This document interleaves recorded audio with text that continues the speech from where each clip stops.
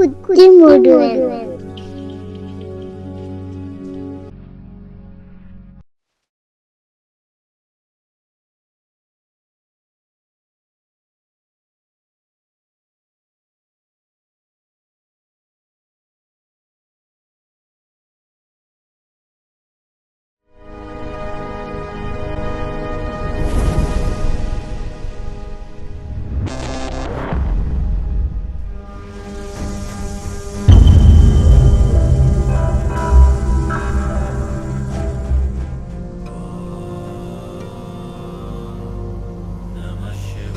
அண்டம் பிரம்மாண்டம் என காற்றே இல்லாத வெளியில் பரசிவம் என்னும் பிரபஞ்சத்தின் ஆதி முதல் பக்தியுடன் தீபங்களின் ஆராதனை, கற்பூர வாசனையோடு மந்திர ஓசை, வேல் வேல் என்று அடியார்களின் ஓசை. அடர்ந்த காட்டின் அமைதிக்குள்ளே பிரம்மனும் மகன் தட்சன் சிவனை நோக்கி தவம் செய்தார். தவத்தின் சக்தியுடன் அகங்காரமும் தலை தூக்கிய நிலமே அதிரும்படி வீரபத்திரன் தோன்றி தட்சனை அழித்தார். அது காசிபரின் ஆச்சரியம். அழகு முடித காசிபர் முன் தோன்றினாள் மாயை. அழகுக்குள் ஒளிந்திருக்கும் அபாயம். அப்படியே விதி திசையை மாற்றிய காசிபருக்கும் மாயைக்கும் மகமாக இருளின் கருவுக்குள் இருந்து சூரபத்மனா தட்ச மறுபுறப்படுத்தான். கூடவே சகோதரர்களாக சிங்கமுகனும் தாரகாசுரன். மூவரும் வரும் சத்தமே அச்சத்தை மூட்டியது. கவசங்கள் கிண்கிண் நின்றன. படைகளின் மூச்சு கனன்றது. இருளின் சேனை உலகத்தையே நடுங்க வைத்தது. கண்ணில் ஆணவமும் நெஞ்சில் அதர்மத்தையும் கொண்டு நடந்தது அசுரர்கள் ஆட்சி. நிழலுக்குள்ளே ஒரு பேரரசு வளர்ந்த அகங்காரத்தின் மொத்த உருவம். சாகா வரம் கேட்டு தவம் இருந்த சூரபத்மனுக்கு மனம் மகிழ்ந்து காட்சி தந்து வரமளித்தார் பரமசிவன். சூரபத்மனின் ஆட்சி ஆரம்பித்தது. ஈரேழு உலகமும் கருமகங்கள் சூழ்ந்தன. தேவர்கள் சங்கிலிகளால் கட்டப்பட்டு சிறை வைக்கப்பட்டார்கள். இந்திரன் அச்சத்தில் ஓடி பூமியில் வந்து ஒளிந்து கொண்டான். தேவலோகமே வெறிச்சோடி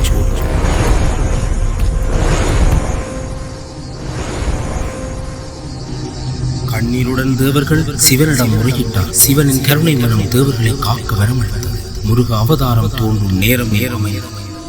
சிவன் தன் நெற்றிக்கண்ணை திறந்த நொடியின் 6 தீப்பொறிகள் தோன்றும். 6 சிவனின் ஆற்றல் நிறைந்தனவாக 6 முகனின் அவதாரம்.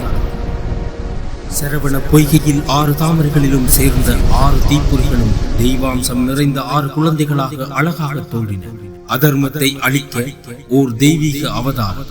பரமசிவனின் ஓர் அவதாரம். பாலமுருகர்களாக 6 குழந்தைகள். பரமசிவனால் அனுப்பப்பட்ட கார்த்திகை பெண்கள் 6 பேரும் மழலை முருகனை பாலூட்டி தாளாட்டி அன்புடன் வளர்த்தனர். அன்பின் மடியில் அதிசயம் வளர்ந்தது. பிரபஞ்சமே மெதுவாக ஒளிரத் தொடங்கியது. அழகு குழந்தைகள் 6ஐயும் ஒரு சேர அன்போடு நெஞ்சார அணைத்தார் பார்வதி தேவி. 6 குழந்தைகளும் ஒரு சேர ஒன்றாகி 6 முகனாக தோன்றினான் எங்கள் முருகன். உலகம் தம் இன்னல் நீக்கி வாழ்வளிக்க வந்த கந்தனை காண வந்த தேவர்கள் சூரபத்மனின் அதர்மங்களை கண்ணீர் மல்க கந்தனிடம் முறையிட்டு நின்றனர். யாம் இருக்க நீவீர் அஞ்சேல் உறுதியளித்தான் கந்தன். அன்னை பராசக்தியிடம் அவள் சக்தி முழுவதும் நிறைந்த சக்திவேல் வாங்கி ஆசி பெற்று விரைந்தான் கந்தன். போர்க்களம் ஆரம்பமானது. யுத்தம். சூரபத்மனுக்கு வீரவாகு தேவர் மூலம் அனுப்பிய நல்வழி தூதுகள் யாவும் பயனற்று போயின. வானமும் பூமியும் நடுங்குவது போல் ஆர்ப்பரித்து வந்தன படைகள். அது இருளுக்கும் ஒளிக்குமான போர். தர்மத்திற்கும் அதர்மத்திற்குமான போர். முதலில் யுத்தம் செய்தான் மூத்தவன் தாரகன். மூர்க்கத்துடன் மோதினான் தேவர் படையுடன். அம்புகள் மார்துளைத்தன. வேல்கள் உடல் கிழித்தன. யானைகள் பொருதி வீழ்ந்தன. குதிரைகளோ கனித்து செறிஞ்சன. செங்குருதி சேற்றில் இரு பக்கத்து வீரர்களும் மாய்ந்து சாய்ந்து விழுந்தன. காலமும் வந்தது. தாரகாசூரன் முன் பாலன் முருகன். யுத்தம் தொடங்கினான் முருகனுடன். தாரகன் என்னும் அதர்மத்தை வாழ்வை தன் வேல் கொண்டு அளித்தான் காக்கும் கந்தன் சண்முகன். தாரகன் மனிதருள் இருக்கும் யானை போன்ற ஆணவத்தின் அடையாளம். முடிந்ததா போர்? இல்லை. தாரகன் மடிந்ததும் ஓடி வந்தான் இளையவன் சிங்கமுகன், காசிவரின் சிங்க மகன். பித்து பிடித்த சிங்கம் போல் அசுரர் படை தேவர் படைகளுடன் பொருந்தின. தேவர்களை துச்சமென கருதினர். ஆனால் சிங்கமுகனின் படைகளோ தங்கள் அழிவினை அறியாது தேவர் படைகளை அழிக்க காலமும் வந்தது. கந்தன் வந்தான் களமுனை. அடர்ந்த பிடரி கொண்ட சிங்கமுகன் ஒரு கணம் சிலித்துத்தான்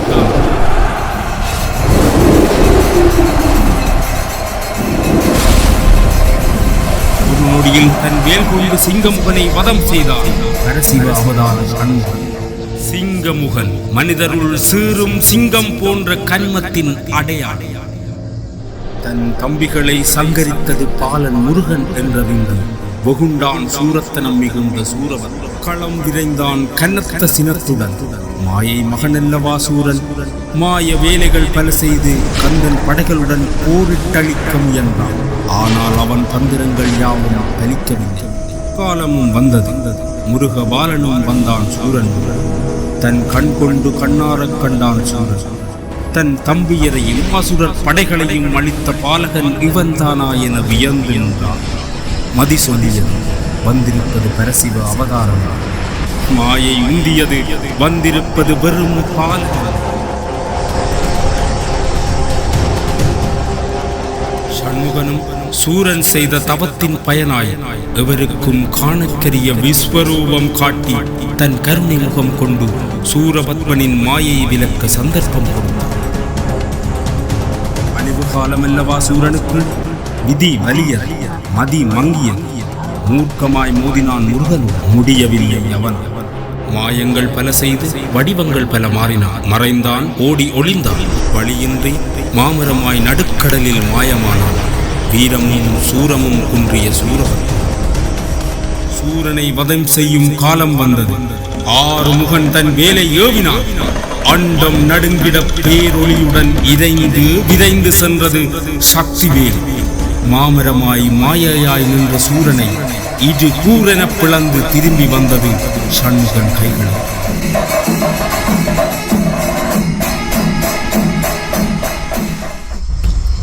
இருகூறாய் பிளந்த சூரனை பாதி மயிலாகவும் மறுபாதி சேவலாகவும் மாற்றி என்றென்றும் தன்னுடன் இருத்தி ஆட்கொண்டருளினார் கருணையே வடிவமான கந்தன். தேவர்கள் மகிழ்ந்தனர். தேவலோகம் நிமிர்ந்தது. மனிதர்கள் மனமுருகி கந்தனை வழிபட்டனர். அதர்மம் சங்கதித்து தர்மத்தை நிலைநிறுத்தினார். பிரபஞ்சத்தை காக்கும் வள்ளி தெய்வானை சமேத ஸ்ரீ சண்முக பெருமாள். சூரவதம் முடிந்தது. தேவர்கள் நிம்மதி கொண்டனர்.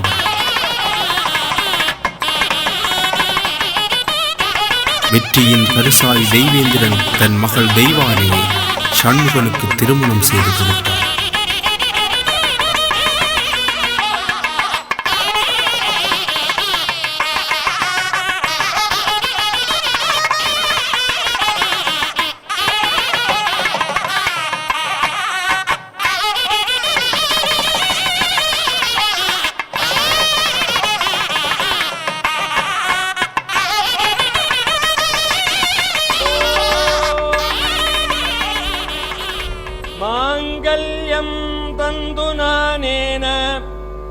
जगज्जीवन हेतुना कंडे भद्रामि शुभगे जगज्जीव सरदां सदम्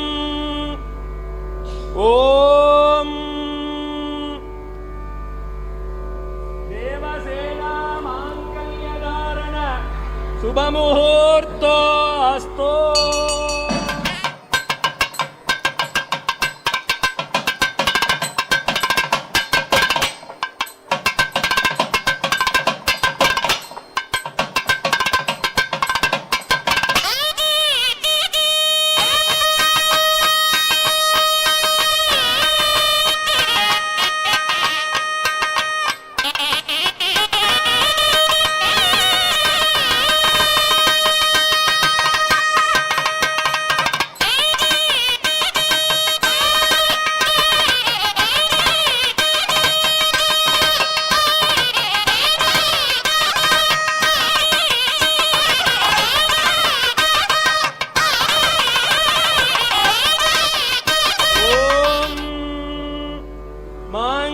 माङ्गल्यं तन्तु नानेन जगज्जीवनहेतुना कण्ठे भद्रामि सुभगे जगज्जीवशरदां सदम्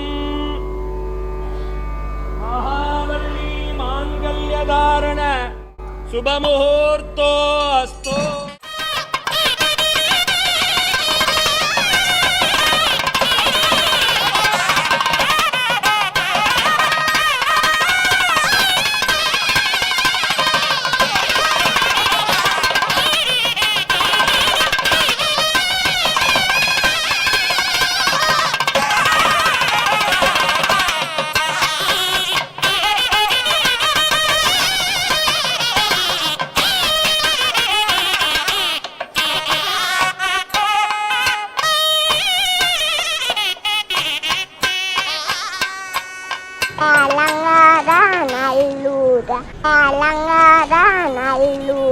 Alangada,